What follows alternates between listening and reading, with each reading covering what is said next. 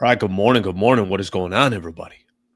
Thank you very much for being here. Wednesday, August 6th. The clock just moving. 8 a.m. on the dot. Appreciate you guys hanging out, being a part of the Sliwa show. Month of August, a little bit different in the month of August. I'm trying to give people a heads up here.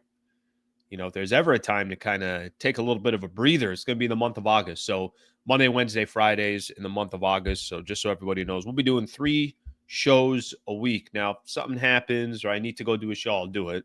If I got to come on live or record something or something like that, I'll do it. No problem. But for now, at least from a live programming perspective, 3 days a week. So thank you very much for being here. No show yesterday, of course. And got a fun show lined up. Got a lot of different things that we got going on, and I'm looking forward to it, and definitely have a guest as well. So if you guys got some thoughts or some comments, feel free to put it in the chat. Just a quick reminder, if you've yet to subscribe to the channel, please consider subscribing to the channel. We just got over 33,000 subscribers. Appreciate everybody that's been a part of the show, but want to continue to grow the channel. Want to certainly continue to grow just the vision of the channel. So please subscribe to the channel. That would certainly help. All right, I got my full rundown that I'm going to get to here in just a second. Slee ain't messing with his time. Right on the dot today. Like today it wasn't. Now, look, this might have had something to do as I didn't do a show yesterday. So if I didn't do a show yesterday, then yeah, I'm ready to go. I even stretched this morning, and that's actually a true statement. That's a true statement that I stretched. Wish I could do that every morning. Morning, guys. Good morning. Good morning. All right. Good morning, everybody. Thank you for being here.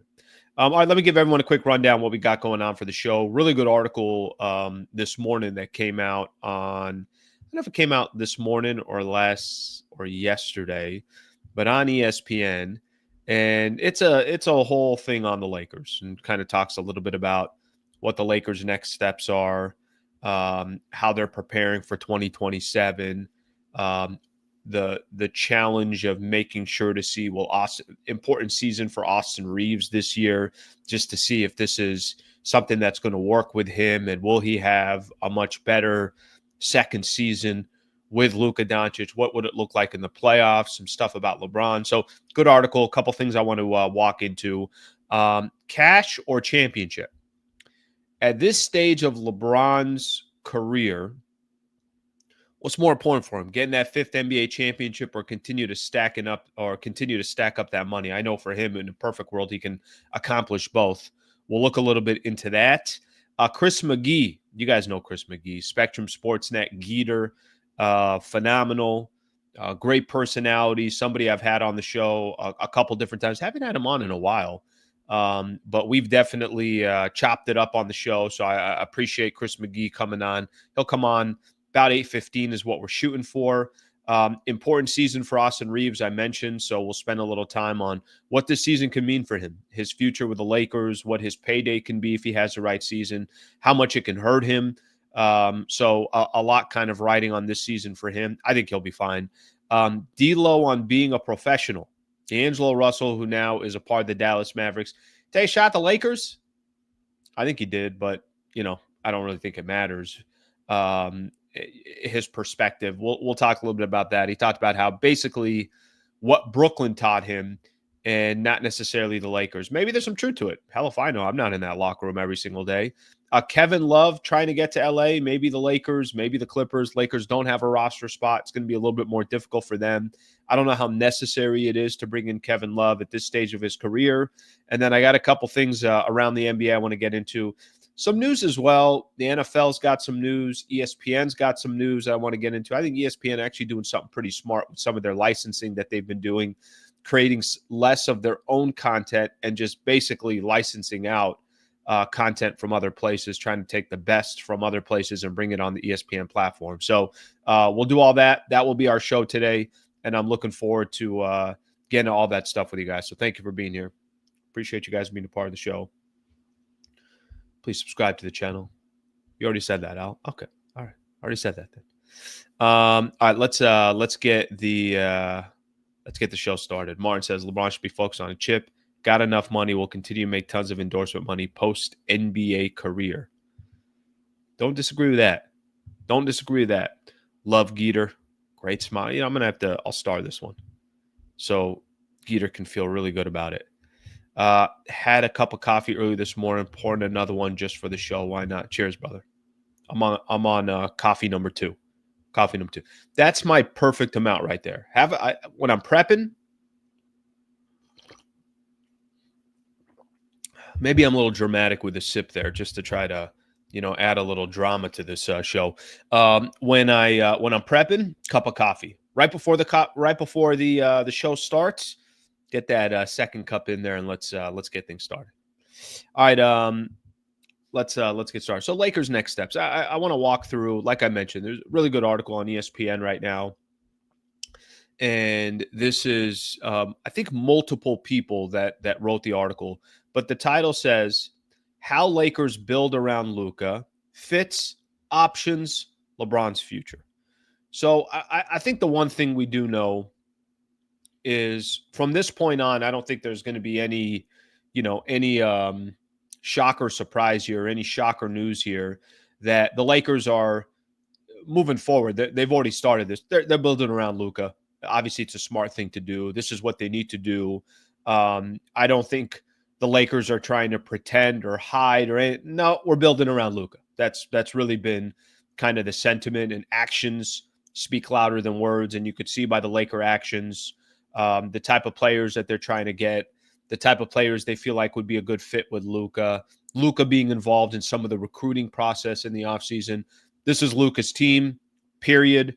I think people take that when I say that, and they might say, oh, that's a shot at LeBron. Ain't no shot at LeBron. LeBron's 40. He's going to go down as one of the greatest players to ever play the game.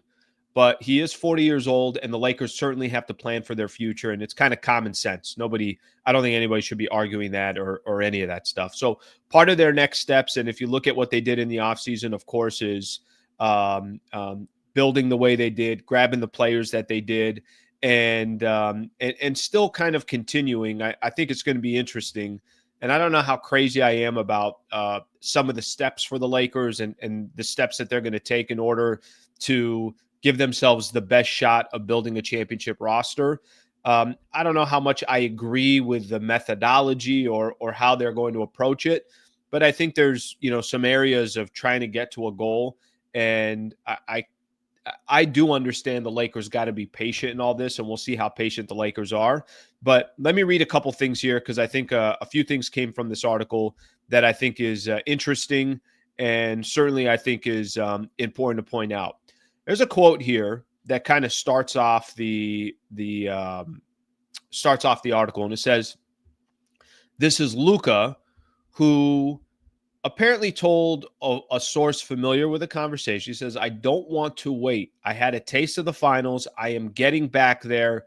So let's do whatever we can now." He's not trying to sit around and say, if things don't happen in the next 3-4 years, no problem. We'll get there when we can. The only problem with that, I think the Lakers are also very, very committed to building for the future. There was a piece of this article that talks about 2027 and how the Lakers are really trying to position themselves for 2027. So they list out all the players that summer of 2027 when Giannis, Steph, Nikola Jokic, Karl Anthony Towns, Donovan Mitchell, and former Lakers big man Anthony Davis become free agents. The Lakers could put themselves in a position to have close to $100 million in cap space in 2027, but we're talking a couple years from now. I don't think, if that's just the way it lines up, that's the way it lines up. And it doesn't guarantee you that you're going to get any of these players. And oh, by the way, a lot of these guys aren't becoming free agents. They're not free agents by the time free agency hits. That's just not the way the NBA works now. I don't think that's the way the CBA is currently the way it's currently formatted, if that's the right way to put it. So there is a little bit of like, all right, well, they're going to be kind of hoping and praying for a Hail Mary. And honestly, that Hail Mary may be one of these players just say, I want to be a Los Angeles Laker, which has happened before. If there's one franchise that just figures out a way to get stars, and everybody in the NBA and all the other fan bases say, what the F, they did it again, it's the Lakers. That's just kind of how things have worked for the Lakers franchise. And it didn't start yesterday, and it didn't start the day before. This has been going on since, Wilt Chamberlain. It's been going on since obviously Kareem. It's been going on since Magic. It's been going on since Shaq and Kobe. It's just the Lakers always find a way. Pau Gasol, if you want to throw that in there. LeBron and Anthony Davis, and now Luka. There's an era of Lakers basketball where people always look back and just say to themselves, how the hell does this franchise do it? But as the Lakers kind of take some of their next steps, and we know they're building around Luka, there's a piece of this article that talks about 2027. And I think, the biggest question is just going to be, at least in my mind, the biggest question is, how patient will the Lakers be? Are they showing this upcoming year that this is a place where you can have a chance to win an NBA championship, that Luka is MVP caliber, and there might be other stars saying, well, if I don't hurry up and try to get to LA, there's going to be another star that wants to play with Luka. Almost a little bit of a frenzy to want to play with Luka and be with the Laker brand. Maybe that's just way too optimistic, but that could happen. I don't think that's crazy by any stretch of the imagination. The other piece of this, as the Lakers kind of are building what their next steps are, one of the questions was in regards to LeBron. And the LeBron question was, what are his options? And I put on here, and I'm actually kind of taking a piece of this that's towards the end of the article, and it came from Bobby Marks. Does the chance of a fifth championship outweigh another big payday? And he's talking about LeBron. LeBron will have earned $584 million on the court after his contract with the Lakers expires, which then begs that question, what's more important to him? A fifth championship, competing for a fifth championship, or another big payday? Like I said in the beginning, I think for LeBron, in a perfect world, obviously he gets both. He can stay in LA. He could stay with the Lakers. He could try to compete for a championship. That's in a perfect world. And I don't know if that perfect world is going to exist a year from now or less than a year from now. $584 million on the court. That's not counting all his endorsements. Think of all the endorsements that he has. What is he doing right now? I think he was doing some Amazon commercials, his deal with Nike, Beats. Obviously, he's been with Beats for a long time. You go down the list. I mean, there's God knows how many different partnerships that LeBron has, and LeBron's been good for business, and he's earned every dime of that. It goes through some of the scenarios of, which is, I think, kind of interesting in its own right. It goes through some of the scenarios as well, that the unlikely scenario that James did ask out, as in asking for a trade, not a lot of teams can bring him in. The Cavs can't bring him in, unless it's a buyout. The Mavericks are also they're below the second apron, but would have to trade nearly half of their roster to acquire LeBron. The Golden State Warriors are not pressed against the apron, but are top heavy in contracts, leaving Butler as the sole viable trade candidate. Why would the Lakers do that? The Knicks do have $53.1 million salary of Towns, but that would require the Lakers to inherit the $118 million owed to the center after next season. That would mean that the Lakers are basically saying, hey, this is our future. Our future is going to be Karl Anthony Towns and Luka Doncic. I think the Lakers have bigger dreams than Karl Anthony Towns, and that's not even a knock on obviously on Karl Anthony Towns. The only real scenario, and I think this is why this is the question that makes the most sense for LeBron, is there probably is going to come a point next summer where he's going to have to make the decision of, do I want to get paid or do I want to compete for a fifth championship? Should I take less money to try to compete for a championship with the Lakers? Or do I just say, you know what, I'm going to take a lot less money and it's not going to be with the Lakers. There's other rosters out there that make more sense. That's going to be the big question. So what's next for the Lakers? You got the rebuilding around Luka. There's a piece of this on Austin Reaves that I'll get to a little bit later in the show. I don't want to do it just yet. And then there's the big question about LeBron. What will be his priority? Me personally, I'd love to see, certainly want to see LeBron compete for another championship. Of course, if it's with the Lakers, you're killing two birds with one stone. I know that's what the Lakers hope that they could accomplish as well. The question is just going to be for Bron. I'm worth $100 million a year. Why am I going to make pennies on the dollar? That's a fair question for him to ask. I don't think anybody has that answer. There is one piece of this that I don't like, that I do think is kind of looming in the background. When James does become a free agent next summer, there will be no shortage of teams waiting for him. The crosstown Clippers would have enough money to sign him outright and pair him with Kawhi Leonard. And then, of course, they go into their then championship caliber teams, Cleveland, New York, and Dallas, that only have the veterans minimum exception to offer in free agency. The Warriors would have the non-taxpayer mid-level exception offer as well. So the question is going to be, will he be chasing that championship, or does he think he can accomplish that goal here, or is he just trying to get paid? I got actually a feeling by the time we get to next year, there's a little bit of me that feels like I think he will be chasing a little bit. Potentially it's going to be just as important for him to go try to compete for championship number 5. But I think a big question of that's also going to be that can the Lakers put themselves in a position where he can do it here? All right, enough of me. Nobody wants to hear me keep yapping. When you got Chris McGee that's just waiting, right? When Geeter's ready to go, you got to get right to Geeter. You got to just get right to him. Go. What's going on? I got my dog with me, as you can see here. Yes. Everybody's happy. Yes. What's going on, brother? Just midsummer bronze. Everything's good. All right, what's the dog's name? Zeffy. Zeffy? You ever been to Tahoe? Lake Tahoe? Years ago. We're a big Lake Tahoe family because my wife grew up in Northern California, and Zephyr Cove is a great spot there. And so we named her Zeffy after Zephyr Cove. Oh, very nice. Yeah, I think when I was younger, we used to take like some family trips. Yeah. And let's just say Middle Eastern family, not too far from being not too far from coming into the States. Yeah. Not sure we knew what we were doing when we were going to Lake Tahoe. Not sure that, not sure all those kind of lined up the way maybe the McGee family. The McGee family. It's funny.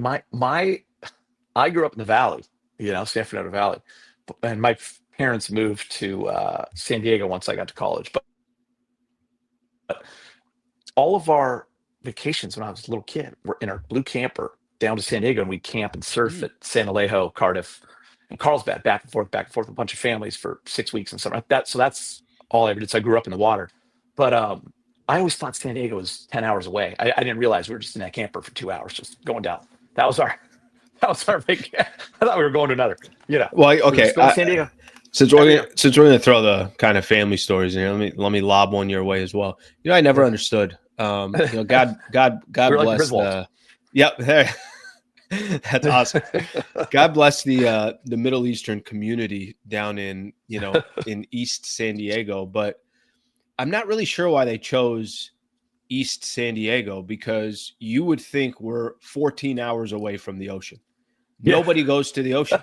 Nobody goes. And you're right there. I'm like, guys, we're a half hour away. And by the way, when they bought up and they settled in El Cajon is specifically. Yeah, of course. I think that's where they built the first church, and then everybody just kind of came. I'm like, we didn't want to do like Point Loma. We want to kind of get it out, maybe Coronado.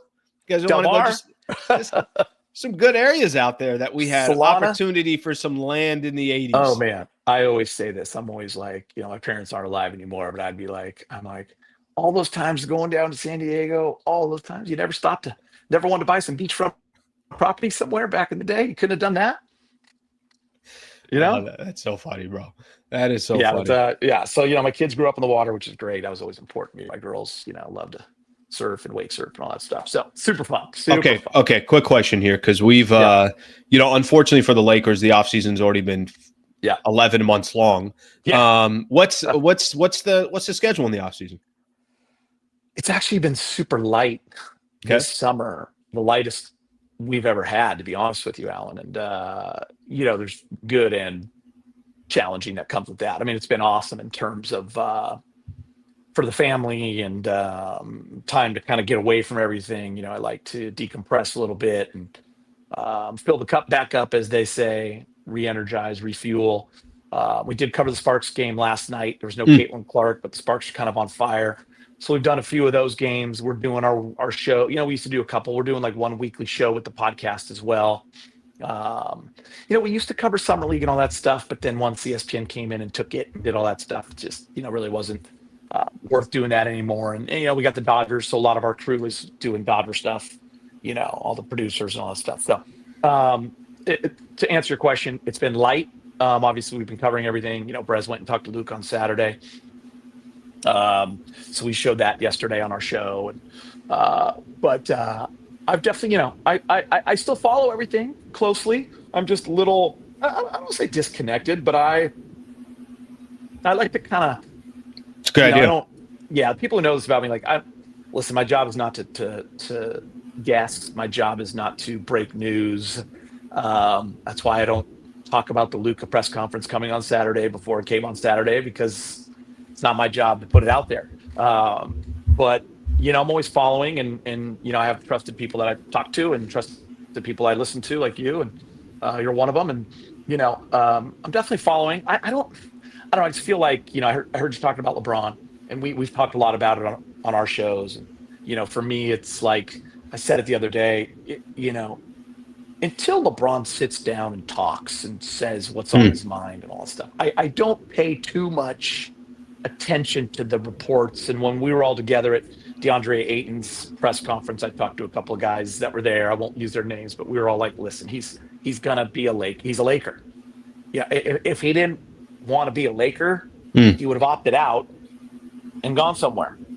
He's had opportunities. He has set up he's been a genius with the way he set up his business side of things, and he's been genius the way he set up his contracts, and he always has. He's got the out when he wants to get out, and he's been able to be a free agent when he wants to be a free agent, and he opts in when he wants to opt in. So for me, until he tells us and he changes that, and I agree with you, next year is a different thing. Like, I truly believe this, and I'm not in LeBron's camp. I don't know, but I just watched it for a few years, and I remember after that 4-0 loss to Denver. Denver. Was it 5-0? It was the 5-0. It was the one we lost in 5. So it was after the Western Conference Finals. Mm-hmm. I truly, or no, maybe it was Western Conference Finals. So I remember being in the arena, Alan. So I think it was Game 4. We got to the Western Conference Finals. Was that 23? 22? That was 2 years ago. Yeah. And 3 playoffs ago, but 3 playoffs, but 2 years. Mm-hmm. I remember leaving that day. I actually remember calling Allie from the car, and I remember thinking for the first time, like, man, he might walk away. I don't think he does. I think he's in the moment. But I remember with Kobe and other greats in other sports, when you get to the end of the season and you've drained your tank and you've done everything you can do, you are up in age, and you know what it takes to get yourself ready mentally and physically to go through another year. I think he has to take his foot off. I think he's got to take a step back, and he's got to think about really what he wants to do. I feel like he plays this year, and at the end of this year, he's got to decide, can I at 42 going into my 42nd year, my 24th season, because maybe he does want to get to 24 seasons. Do I want to do this mentally? Because physically, he's still able to do it, Alan, right? But like Kobe, I don't ever see him wanting to take a role where, like, he's coming off the bench or he's not a focal point. It's not who LeBron is. It's not who MJ was, not who Kobe, ever the greats that ever played. So for me, like, I really, truly, and I know this sounds cliche, but 1 year at a time for LeBron. And I think this year he's in a Laker uniform, and he's got a top 5 player with him. And that's got to excite you. So but there's a lot of good angles to that. I think the part of he can play, and I'm with you on this as well. I think physically, if you said, let's see, he'll be in his 23rd year this year. I don't think it's crazy to say in his 26th season in the NBA, LeBron is still putting up 10, 4, and 4. I don't think could, but I don't, and I agree with you that I think physically he can, but I think there's probably going to be like, well, why am I still doing this? Like, what's the point of doing this? That's how I feel too. That's just my opinion. Nothing to do with, I don't know how LeBron feels. That is absolutely my opinion from watching him all these years. The question, and I think it's the right way to put it, of kind of 1 year at a time. Yeah. When you're somebody that's been in the league for this long, I don't think you can look at anything other than 1 year at a time. How can you? Hypothetically speaking, which I don't think this is going to happen, but let's just say in his 23rd year, there was a significant decline in his game. Let's just say that happened. And you would be like, all right, well, I thought that was going to happen a couple of years ago. Like, how does that change his mindset of what do I want to do moving forward? What if he Changes it big has time. what if he has a very similar season as he did the year before? Does that tell him like, all right, well, I'm definitely playing at least one more year? I think kind of how it plays out will probably take care of itself. I think his course of action might be more based on how the actual year goes. And I'm not naive enough to think that he doesn't have a plan. I feel like his trusted circle of people, which is very few, right? His family and a couple others. I'm sure they have a road they would like to follow and a plan that they would like to follow that they keep close to the vest on when to announce I'm retiring, when this will be my last year. Actually, I think I can play X amount of years. So I'm with you. Like LeBron in year 26 could absolutely average 12, 7, and 7. It's not even a question in my mind. It's just who he is. He's gifted physically, and he could play another few years. I just don't know if you're going to want to. I truly feel that way. Like I feel like it's so taxing on the season. I do feel like Bronny, having Bronny there, having that, that experience with your kid is pretty special, pretty unique. I think that reinvigorated him for sure. I think that was important to him. We all know the way it worked out was great. So I'm sure there's a part of him that loved that. But yeah, it'll be super interesting to see. I do feel like, though, because you hit on something, when you're, and this goes for younger kids too, man, if you're in high school playing, you're in college, like, I think it's really hard to have a run at something or invest in something when you're 1 foot out or you're thinking about the next thing. If you're not fully in the moment, sure. And excuse me, I keep doing that, and you're not present and what's going on, then you're never going to be at your best. And I think the great ones, the greatest of all time, those kind of people, the guys that are in the GOAT conversations, the guys that are on the Rushmores, the super elite superstars of this league understand that. And you've seen it before, guys that aren't as invested in that team, or maybe when they're younger thinking about what their next move is, they're never at their best. And I think LeBron understands that as well as anyone. So when he goes into a season, LeBron is ready to attack that season, and he's going to attack it how he knows how to. He's not going in going, oh, I'm going to take a step back and survey. Like, he's going in going, I want to win, and here's how we're going to win. That's how I feel about LeBron. It's funny. And by the way, he's earned that, Alan. Of course. No, I mean, listen, and LeBron, and I'm not sure how much in your circles as well, but like, I think it's fair to say that he's as polarizing as they come. Everybody's got an opinion on him. People will say, I've said this before. If some people say LeBron's never made a mistake in his life, other people say LeBron has never done anything right in his life. All right, wherever you are on that, it is what it is. Yeah. But I will say this, and I think it's kind of been fascinating over the summer, and because I'm doing this 5 days a week, Monday through Friday, and I'm talking about in the off season as well. I will say that it is pretty amazing that he still dominates the headlines. And I think, listen, he knows that something. He is strategic as well, of kind of how it's something. KD gets traded, and it's like that was big news for 2 days, and then it was like, all right, back to LeBron. He just, everybody has an opinion on him. You know what really hit me was last year, Paris, when a team of superstars, young veteran, United States goes over there. And the story was really still LeBron. I mean, Steph has those unbelievable moments the last 2 games, but LeBron still carried the day. He still was a headline, and he still was, you can argue, the most impactful player in the Olympics at 40. It was truly, to me, absolutely incredible. That's when I was like, man, he still drives it. He's still the narrative. He's still what everyone wants to talk about. And I don't know if he posted this, but there's, you'll miss me when I'm gone type of things, right? I mean, I think LeBron is just like all the rest of those guys that you and I have seen over our lifetime, that, there's a thing called sports hate, right? And especially in this day and age when everyone has a keyboard and everyone has an opinion and their social media, you realize that sports hate is as big as you've ever seen it. I was just this past weekend, Manhattan 6-man big volleyball tournament. One of the guys on our team, we were getting to know each other a little bit. There's 40 guys, and some you don't really know. These younger guys, a hooper. Dad is a big Boston fan, and he grew up hating Kobe Bryant because his dad hated Kobe Bryant. So he was a huge Celtic fan. So it wasn't until later, and he said, unfortunately, after Kobe passed, where I started to like really appreciate Kobe. Now, for me, who grew up literally, in my 20s and 30s and into my 40s, like rooting for Kobe Bryant, getting to know Kobe Bryant, covering Kobe Bryant, like you assume everyone. I knew people didn't like, if you're rooting against Kobe, you hate him.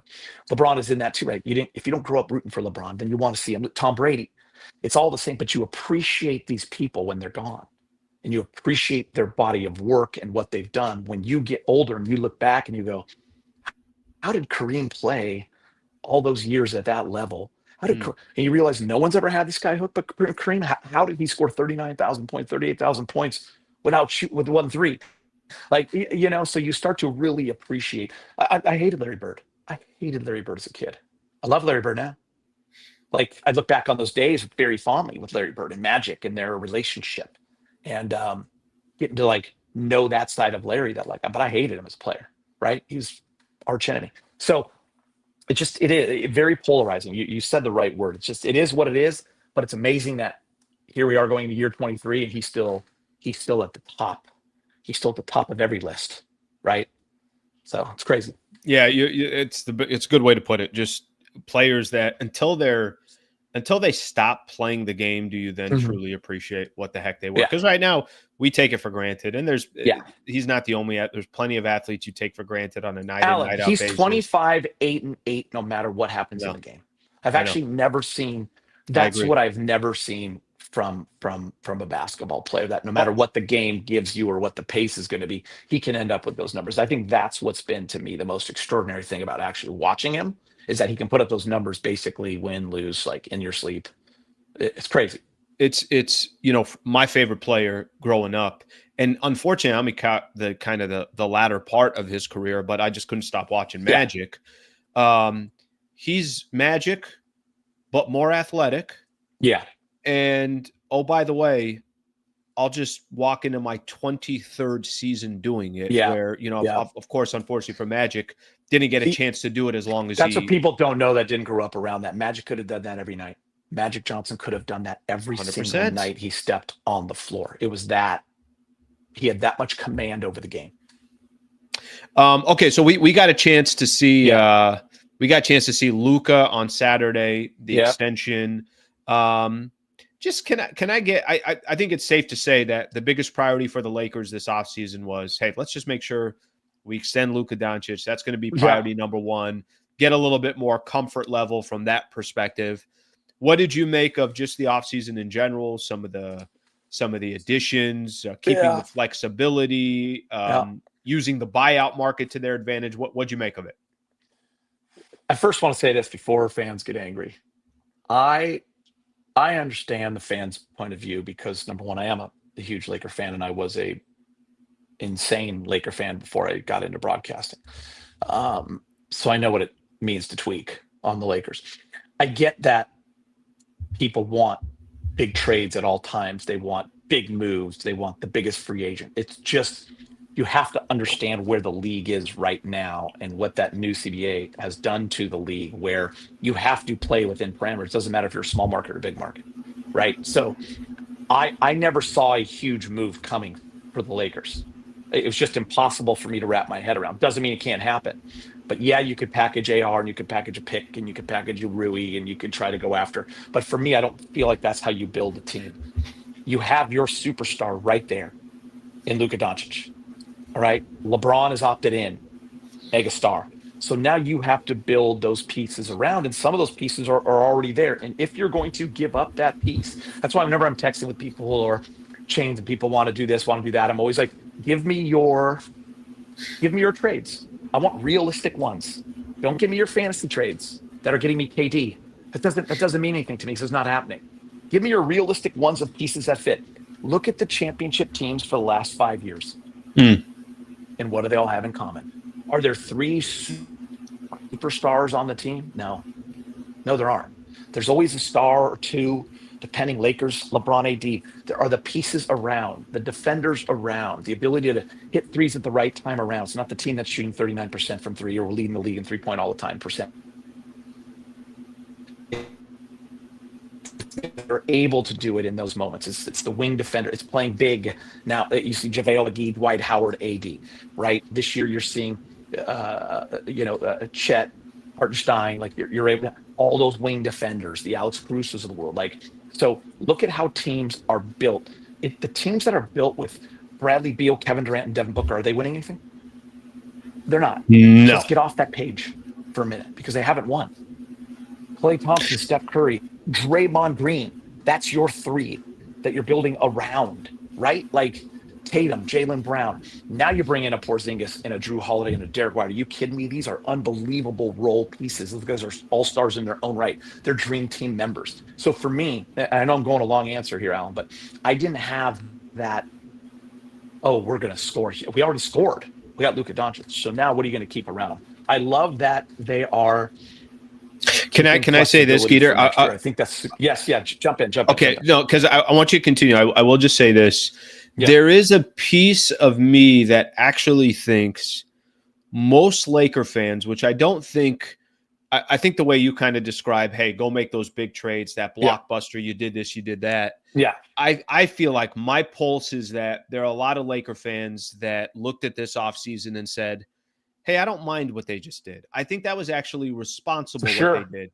Hey, I think the I'm getting that more than I agree, and I think that's not very common typically, I feel like, with Laker fans. So I think they're, by the way, not even just Laker fans, I think just fans in general. I think they're always kind of looking. Yeah, all right. NBA fans, I'm not putting it all. Yeah, I'm just saying, yeah, exactly. NBA fans in general always expect such the big thing, and the big thing was Luka Doncic. I mean, you cannot get bigger than that in his prime. Giving up just one pick along with Max and AD. I mean, so now I think what I'm happy with, just to get to answer your original question, is what they were able to get these guys for. The DeAndre Ayton at that price, I think you're not getting a better talent than that for that price without giving up anything. So the fact that you have DeAndre Ayton now, who's in a contract year basically, who has a lot to prove, who's being questioned. If you can't do it here, then he knows for the rest of his life he's a minimum guy. But if he wants to make that next big bag, that 25 to 30 million, he has a year this year. So who better to play with than a Luka Doncic and LeBron James? Jake LaRavia, I think, is going to be a lot better than people think. I think he plays a lot harder on defense than people think. I think he can shoot. I think he can play. I like him off the dribble. Like Jake LaRavia can play. He's not a household name, but he's got some youth. Losing Dorian Finney-Smith is a bummer. Is a bummer. But if you can get a Jake LaRavia now in that spot for that price, I'm okay with that. Marcus Smart, another guy who, man, it's a lot in basketball years, but not a long time ago in life. But it's just 3 years ago where he was playing at the top level of defense and leading Boston to a championship as the heart and soul. I mean, loved watching him play. But like he was, they were in the finals, right? Losing to Golden State, but he was a big part of that. Like he was their heart and soul. So I don't know if Marcus, the question for me is going to be, does he still have the ability to stay in front of those guys where Luka can go on to somebody else? Can he be, I know he can switch on to small forwards, setters, guards, like he's great in that position. But can he be the guy to stay in front is he still that guy? Because he can hit a key shot. He's an alpha.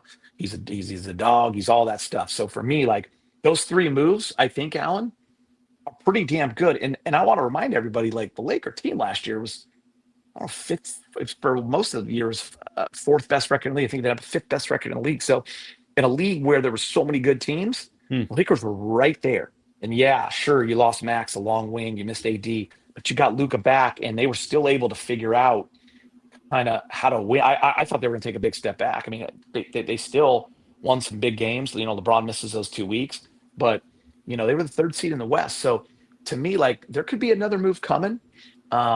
So I like what they've done in this offseason with what they had to work with. I tried to tell people when the year ended, there's not a lot they can do. And by the way, I like that they don't rush into just using that first round pick for a player that's really not going to help them win a championship or get better. If I'm going to give up a Rui or an AR, which I'm not doing that. If I'm going to give up a Rui, Vando, and a pick, that guy coming back better be freaking game changer. Because I'm not giving up those pieces, because I want that pick to become 3 picks next year. Because now if you have 3 picks, now you really got something. Now you can start to move some pieces. So yeah, I'm not telling everyone to play the patient game, because I think the Lakers have a good roster now, but I'm just saying, like, you got to understand, how to build, and it might take a little. People don't like it, but they were just in the Western Conference Finals a couple of years ago, and they were, what I thought a shot to be there again this year. I truly believe, Alan, they had a shot to be there this year. There wasn't even a question in my mind. Now it just didn't happen. You lost, man. That happens. And the roster was incomplete. So I think they put themselves. I think they've at least put themselves in a position where it's like, all right, we identified what we knew was our weak links. And Geeter, here's something else. And by the way, Alan, fourth quarter leads right there, like with under a minute left, like to tie a series, it's there. It was there, and they didn't execute. They didn't win. That's just is what it is. But I think you said something too. You said that there were weaknesses that were eventually going to catch up to them. Caught up for to sure. them. I think that was going to have its play, but I think something to keep in mind.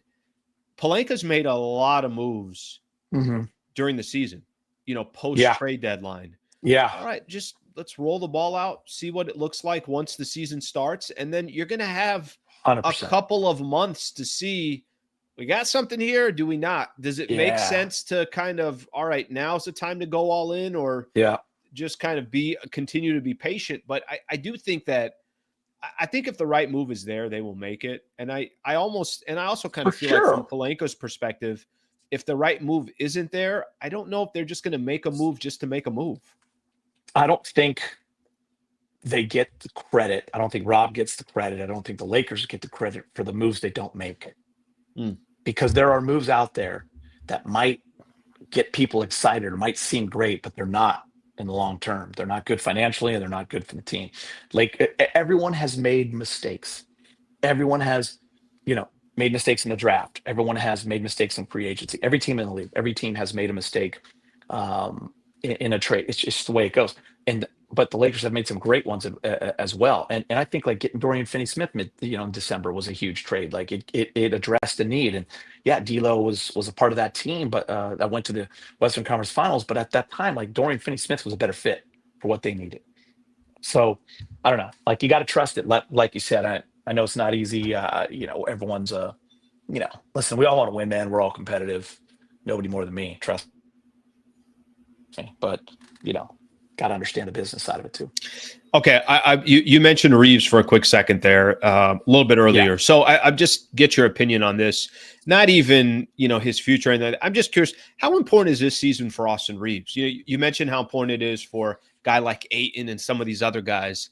The reason why I ask it for Reaves is because I think there's a good chance he's probably going to be in that 30 million range, is where his market value is going to be. Yeah, but I also think there's a piece of this of Luka and Austin Reaves playing together. You get more time to see what that looks like. Obviously, Austin Reaves didn't walk away with the best postseason run.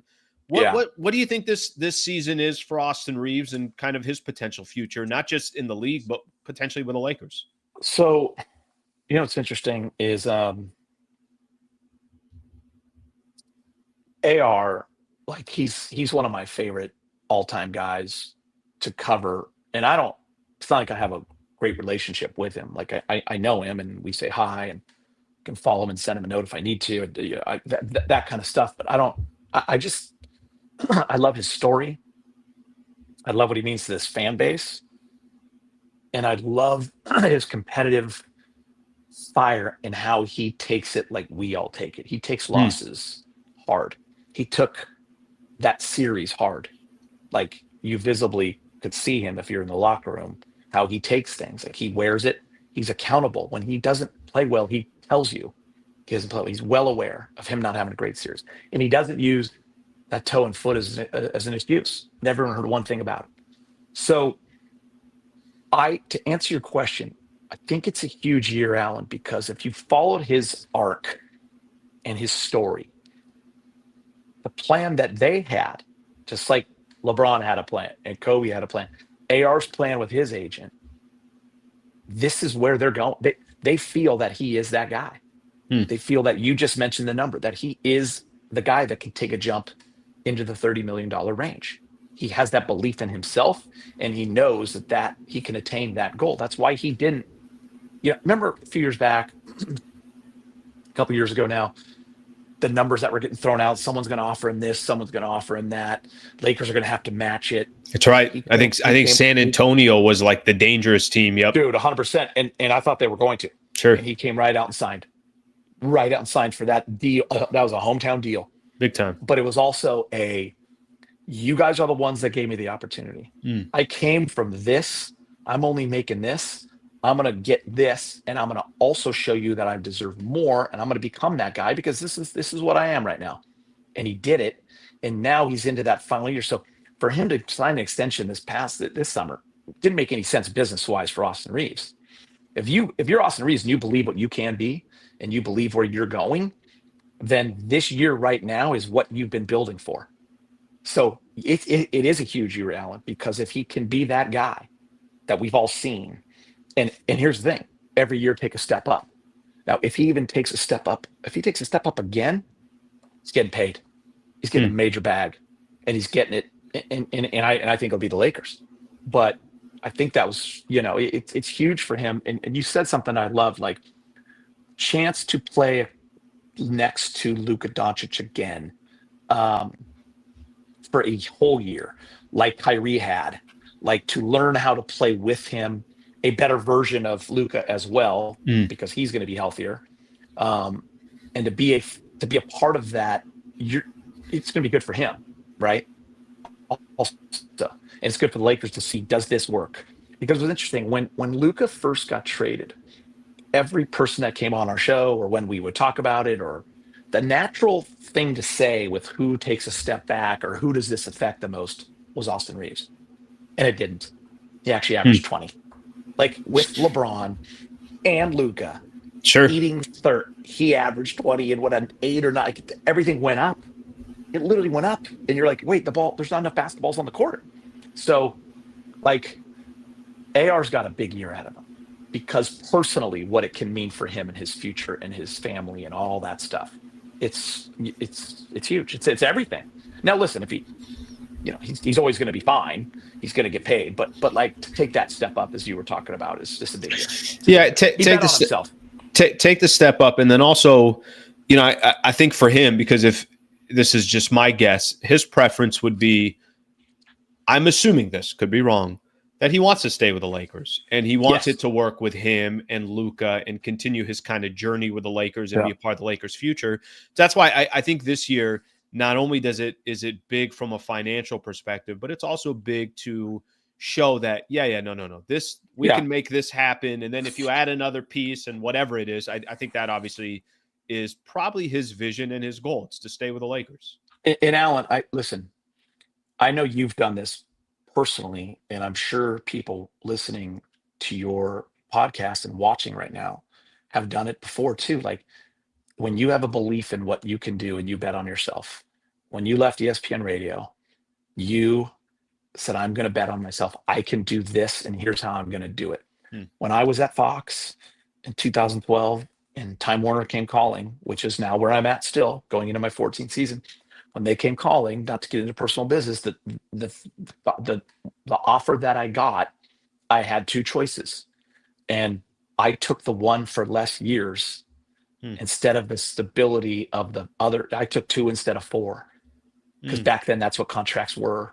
And, Time Warner was a new company. There was no regional sports networks. We were the only one they had.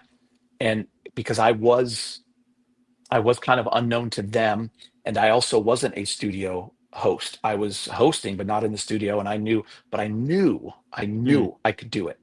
And I also knew that in 2 years, they would either like me or I'd like them, or we wouldn't, and we know.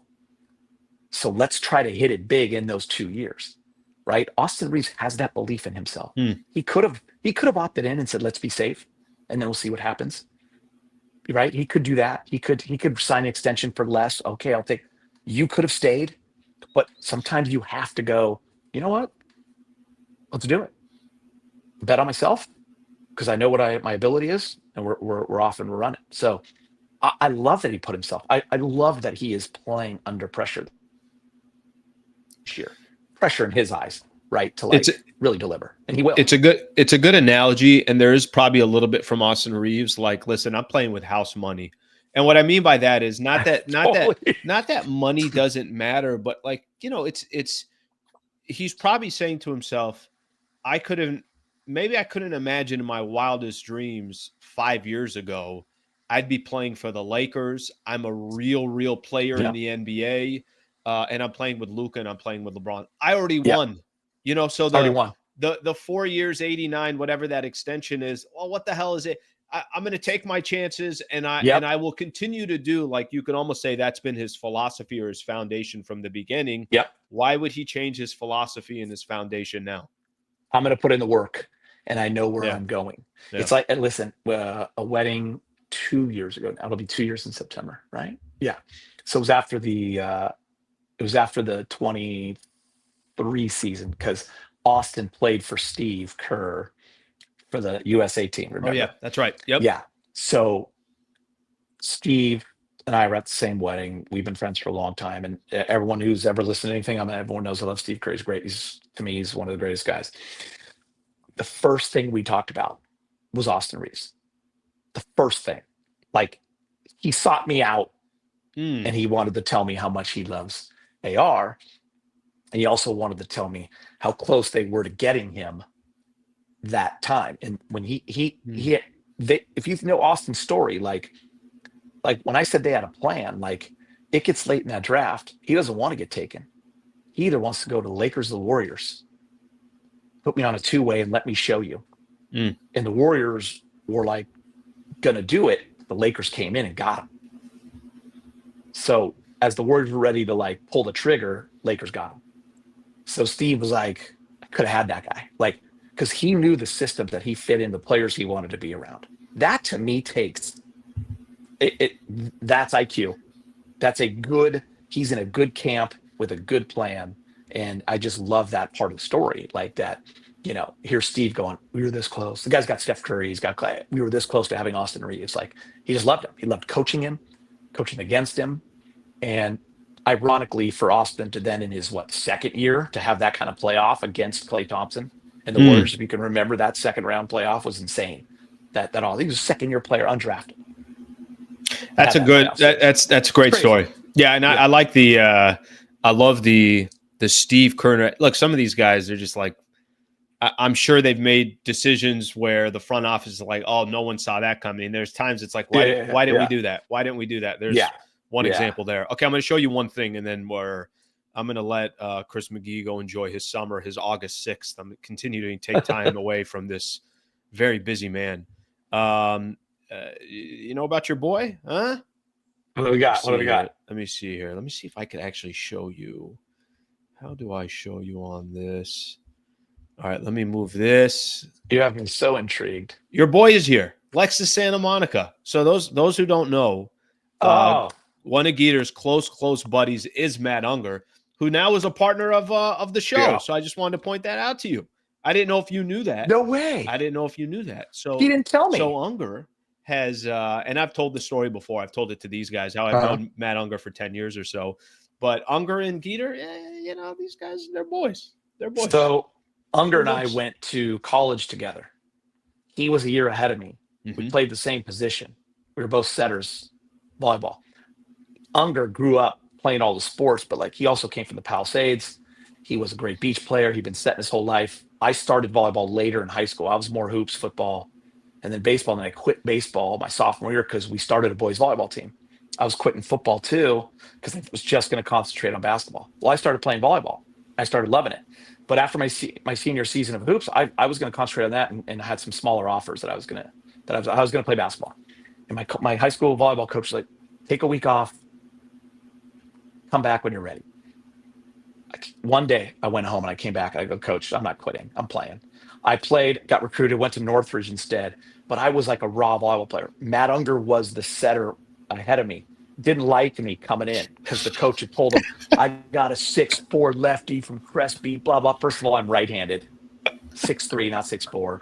So Unger hated By me the way, coming he's creating a story yeah, to just get Unger more on his game too. That's probably what that coach is So doing. Yep. 100%. I mean, if anyone knows Matt, like he's the most competitive guy of all Of time. Like course. he Yep. he taught like we would absolutely brawl in practice because he was the A side setter, I was the B side setter. So basically, I always tell everyone I've been Matty Younger's backup. If you take the 6-man for like 30 years, I backed up Matty. He always started over me.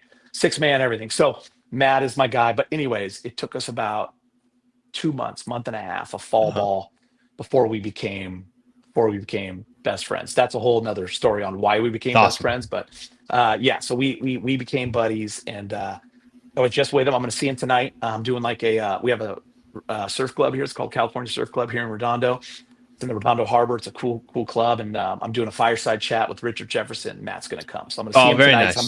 So I'm going to bring this up. All right, shout out Yeah, there. I'm gonna bring this up. I'm gonna bring this up that Matt, and I'm happy that he is part of a winning show, like the Sleet Show.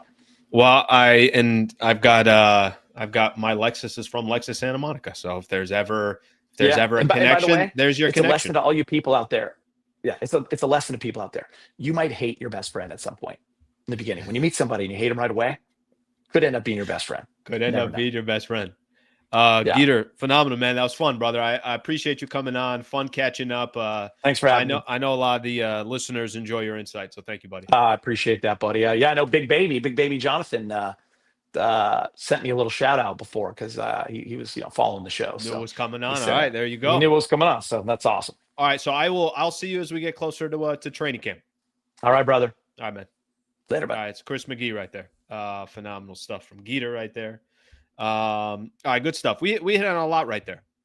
One of my favorite things of bringing Chris on, he's got, from an inside perspective, you're not going to get better insight, but he also got these kind of personal stories. He is definitely woven into the mix of the NBA, specifically the Lakers, but more importantly, a good dude, really, really good dude. So appreciate him coming on. That Reaves conversation that's one that's going to continue. That's not going anywhere anytime soon, right? So I'll say this, and Reaves was going to be one of the conversations that we are going to have today. And part of that is, will it work?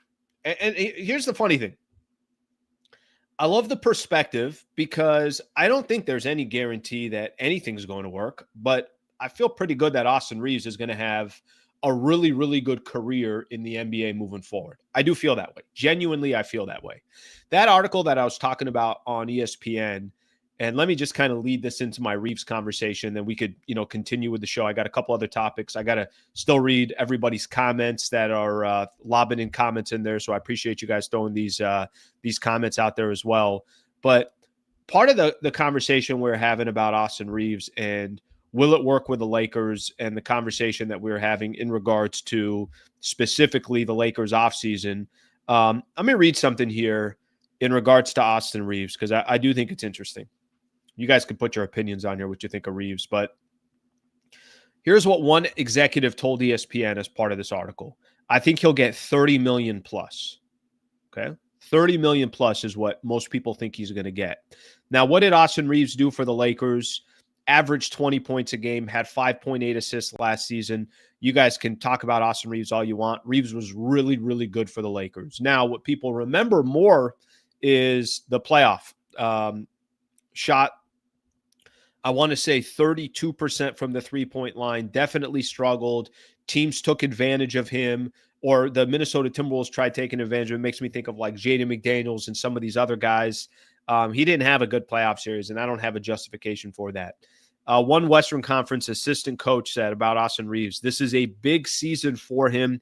He'd better bring it in the playoffs because he's got to be good enough to pair with Luka. So I think at the end of the day, I think this is going to be a big-time season for Austin Reaves. I think he's going to get paid either way. I do think he's going to deliver for the Lakers. I'm not too concerned about that. But the question more is going to be about the fit. Can this work long-term? And I think that's going to be interesting to kind of watch unfold for Austin Reaves and the rest of these Laker players. All right, let's take a look here. Let's take a look at some of the comments, and then we'll go from there. Reaves on the defensive end, we're not going to discuss that elephant in the room. No, we are going to discuss it. Of course it has something to do with it. I think that, the only problem is if we just pretend that, all right, he's not the best two-way player in the NBA. So what does that mean? That means the Lakers shouldn't be interested in re-signing him. That doesn't mean that he won't get opportunities somewhere else.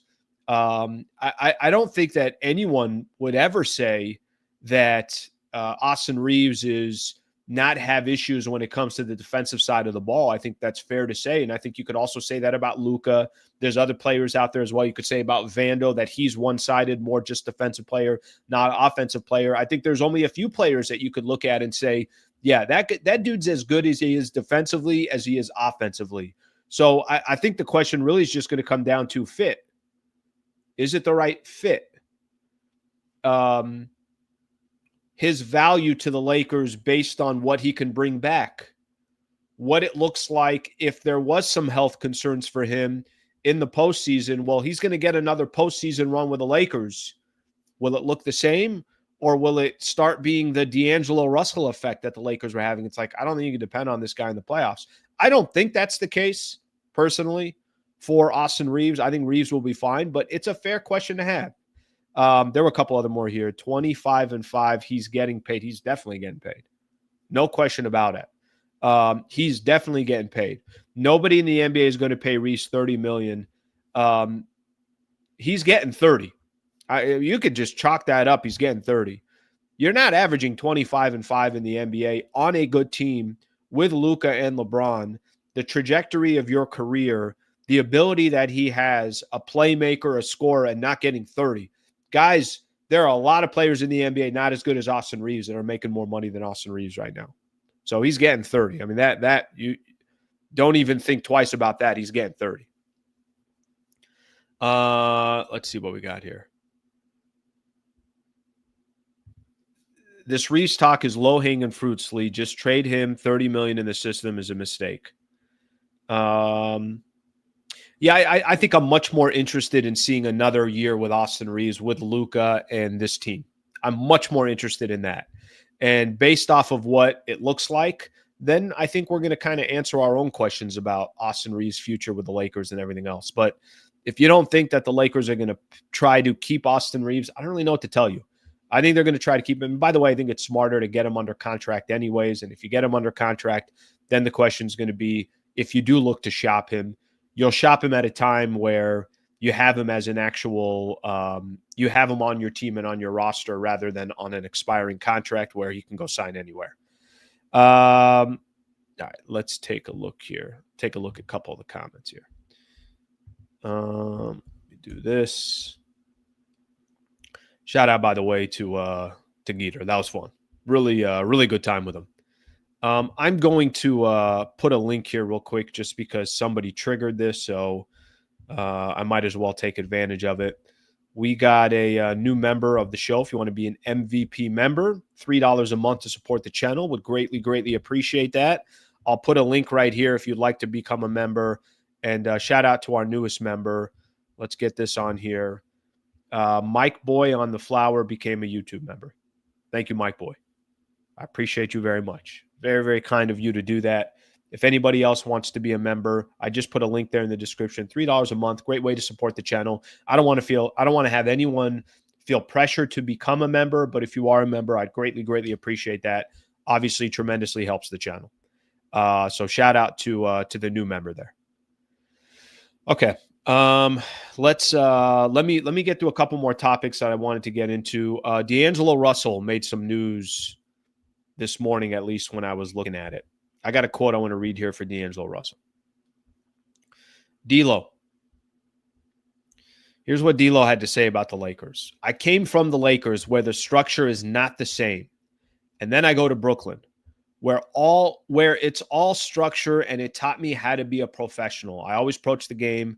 I just was kind of nonchalant, and I felt like I could just wing it, how to sleep, how to eat, how to recover. And that's why I'm still playing to this day, honestly. That's what Brooklyn taught me. Let me get that first part of the quote again. I came from the Lakers where the structure is not the same, and then I go to Brooklyn. So, clearly D'Lo going out of his way to make sure that he points out that the Brooklyn Nets taught him structure and how to be a professional. Now, if you think I'm going to come on here and I'm going to tell you, oh, D'Lo's trash and, what the hell is he's just hating this, that. No, listen, if that's his opinion, that's his opinion. I can't change anything about that. D'Angelo Russell has played for the Brooklyn Nets. He's played for the Los Angeles Lakers. He's got a chance to see. He's also played for the Golden State Warriors. He's played for the Minnesota Timberwolves, and now he's about to play for the Dallas Mavericks. If D'Lo thinks in his mind that there was not enough structure for the Lakers and that being a professional and playing for the Lakers just didn't go hand in hand, that happened more in Brooklyn, that Brooklyn taught him all that. I can't sit here and argue with his opinion or his thoughts. The one thing I just will say about D'Angelo Russell, the one thing that I think always bothered me about D'Lo and why, I think a lot of people know that are on this channel, I had no problem the Lakers trading D'Angelo Russell. I just never really thought of D'Lo as a winning player. Maybe that's too brutal, but that's just, my honest opinion. It's funny. I always thought of D'Lo as not professional enough, too nonchalant, too cool for school sometimes. Doesn't really feel like he cares all that much whether the team wins or loses. That's just my perception of watching the game. I don't know behind the scenes. Maybe he's the most competitive person out there, but the perception he gave are all the things that I did not like about him while he was a Los Angeles Laker. And if now playing in Dallas, which I actually think is going to be a good fit for him, I think Dallas is a good fit for him. And I think getting a chance to play for the Mavericks without Kyrie Irving, I think he can help the Dallas Mavericks until Kyrie comes back. But watching him and reading this quote in my head, I'm like, man, those were literally all the things that used to frustrate me about this guy. Was the exact thing that he's talking about was what was frustrating to me watching D'Angelo Russell with a Laker. All right, let's see what we got here. Let's see what he's got here. I get it with D'Lo. Those Laker teams were focused on salvaging the partnership with Time Warner and left the kids to their vices. There was no structure. Yeah, but he also had a second round with the Lakers. You know what I mean? It's not like, I get it initially, if when he first got drafted by the Lakers, maybe that portion was missing. But the second time around, I would assume that he had a different experience, but it doesn't sound like he had a different experience. Let's see what we got here. That's Slee talk for you suck. Yeah, I just wasn't a D'Lo fan. I just wasn't. I just never did it for me. I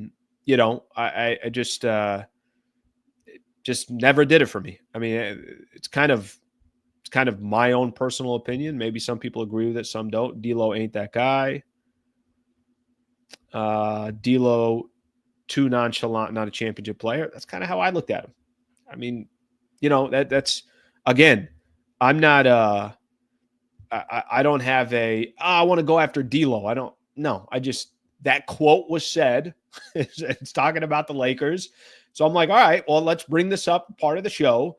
And then it gives me kind of an opportunity to give my own thoughts and opinion specifically on that. Excuse making deal. I don't know how much Laker fans were crazy about D'Lo as well. Some people who liked him really liked him. Other people weren't that crazy about him. So D'Lo was never that guy. People's expectations were too high for him because he was drafted so high. That happens a lot. That definitely happens a lot in the league. Okay, I got a couple quick NBA things I want to hit on, couple things around sports in general, and then we're going to call it a day. I thought, let me stick, because I'm on the NBA. Let me stick with one quick NBA note. Spurs De'Aaron Fox reaches a 4-year, $229 million max extension. It's interesting with De'Aaron Fox because I think a lot of people, the San Antonio Spurs, if you tell me what team makes maybe the biggest jump next season, it might be the San Antonio Spurs. The Spurs got a squad. They got a lot of young kids. Wemby obviously will be back, ready to go. De'Aaron Fox was a huge pickup for them as well. I think De'Aaron Fox is a really, really nice point guard in the NBA. They got the number 2 pick and they got Dylan Harper. Now, will they go make a package and send out some of these kids to go get more? I don't know what they're going to do, but part of me thinks, what's the rush? Take your time. I mean, if you're the Sacramento Kings, I don't really know what the rush, or I'm sorry, if you're the San Antonio Spurs, I don't really know what the rush is for them. I think they just got to slowly but surely figure things out. De'Aaron Fox is 27 years old, so it's not like he's old or anything like that. But I think the interesting thing with this contract is once they got Dylan Harper and they were able to draft him at number 2, and they, the wild kind of lottery swings, Dallas ends up with number 1, San Antonio ends up with number 2. I think there were a lot of people that are like, all right, well, is De'Aaron Fox expendable? There's no rush. I think De'Aaron Fox is going to be a Spur for probably a couple years. And then they'll kind of decide, hey, is this the guy that we want here? Or can we put together a package that makes more sense in order to go get a two-way wing? Or, Dylan Harper's ready to take over the starting point guard position, but he just got paid. $229 is what he's getting. And, obviously they're going to have control of him, and then they'll figure out in a couple of years what they want to do with him. So De'Aaron Fox getting paid. I'm going to give ESPN here a little bit of credit, because I saw a couple stories that this will take me out of the NBA for a second, but I want to throw these out here. ESPN to get NFL Network rights to Redzone from NFL for equity stake. Listen to this. ESPN is acquiring the NFL Network and other National Football League media assets, including the linear rights to the league's popular Redzone channel, in a deal that will see the NFL get a 10% equity stake in the All Sports Network. It was announced on Tuesday night. I also saw this. I'm just going to throw it in there. ESPN joins with WWE to stream WrestleMania beginning in 2026. So here's why I'm going to kind of lump these all together. I don't know. ESPN in the past their programming used to be gold, where anytime you saw ESPN create something or do something or shows or whatever the case is, you're like, yeah, ESPN is, that's going to be good. That's going to be good. I don't think they have the same perception right now, but I think what they're doing is smart. They are such a gigantic network. Why not go take the best of shows somewhere else and bring them to ESPN? And really, you're kind of out of the way. Inside the NBA, it's the best sports show, people would say, or certainly the best basketball show. That's going to be on ESPN. If Pat McAfee was the best show that was going on YouTube from a sports perspective, that's now on ESPN, but they don't really have any say in it. If from an NFL perspective, the Redzone and NFL Network, we know how dominating those broadcasts are. Okay, we'll get out of the way. Why don't they just come over to ESPN? WrestleMania, I'm just using these as examples. They're doing something that I think is really, really smart and is part of the evolution of the network. You don't have to create the best shows. You have the best sports brand probably in the world in ESPN. Why don't we just get the best shows or networks or things along those lines that already exist and just bring them over to our platform? And that's exactly what they're doing. I think it's a smart move. I really do. And it probably takes a lot of pressure off ESPN as well to go create their own content. They're basically saying, we got the network. Everybody knows ESPN. Instead of us trying to recreate things, why don't we just go grab stuff from other places and bring them over? I think that's pretty smart of them to do. All right, let's take a couple of these here, and then we're going to call it a day. ESPN sports reporters was peak ESPN when they became Entertainment Tonight and Extra. Little political side on that one. Fox Sports might as well merge with ESPN at this point. We'll see what happens. Obviously, the landscape is a lot different. It's not the way it used to be. Back in the day, we used to wait. Sports Center's coming up, and then top 10 and this and that. It's just not those days anymore. So the way we're getting, I don't know how you guys consume your sports. Maybe it's like this on podcasts, but I watch YouTube all the time. I'm consuming sports. Live sports is a different story. I think live sports, we're all still going to an ESPN, or we're going to a Fox Sports or one of these other networks, or now it's Amazon, NBC. The live is different, but it's the other programming where I think they definitely need to make some adjustments And I think they're starting to do that with getting some of these licensing agreements, and we'll see what it eventually means for all the networks. That's why I value the independent space more. Yeah, I mean, I'll tell you, firsthand, at least this is an independent space. This is exactly like you guys, like you're mentioning here. It's definitely an independent space. It's just different, right? Like, how I want to create something might be wildly different than somebody else's vision or a corporation or whatever the case is. So this is kind of roll up your sleeves, make some mistakes in the process, and then kind of figure it out from there. We got one more here. Tommy, a new YouTube member. Thank you, Tommy. 2 new members today. Shout out to the members. Thank you very much for doing that. I greatly appreciate it. Guys, I think this is how we're going to end the show. Just a reminder, the